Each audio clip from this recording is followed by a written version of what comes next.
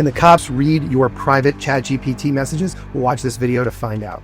Be careful of what you ask AI. Your private ChatGPT conversations can be flagged and even referred to law enforcement.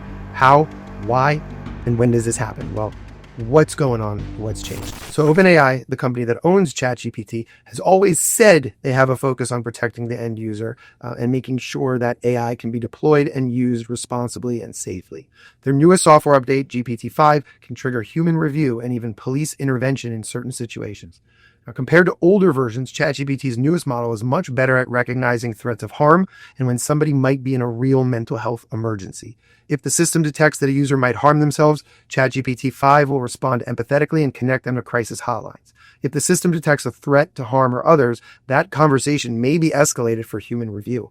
If a human reviewer decides there's an imminent risk of serious physical harm, well, they can notify the police.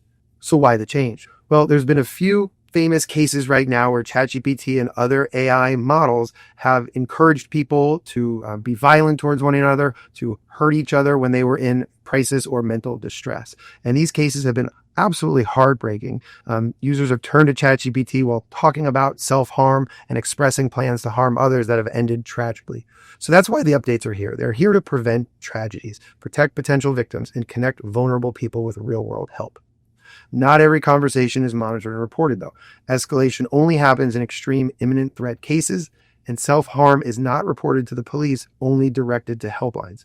So most conversations you have with ChatGPT, whether you're planning your meal prep, finding out how to get those Amex rewards, write an email, those won't trigger these safeguards. Now, ChatGPT is not a completely private or anonymous space. It's not your private diary, although we know a lot of people that think that. You probably have a registered account, which is linked to an email, phone number, and payment info. So using ChatGPT means that you have to abide by their terms and conditions. And I know we've already forgotten about Google. Well, think of ChatGPT like your browser history. Most of the time, no one sees it, but it's not completely anonymous or private. So it's more than just a chatbot. In rare cases, it can lead to involvement with law enforcement. So how exactly does a chat get flagged and make its way to the police? Well, that's what we'll cover next.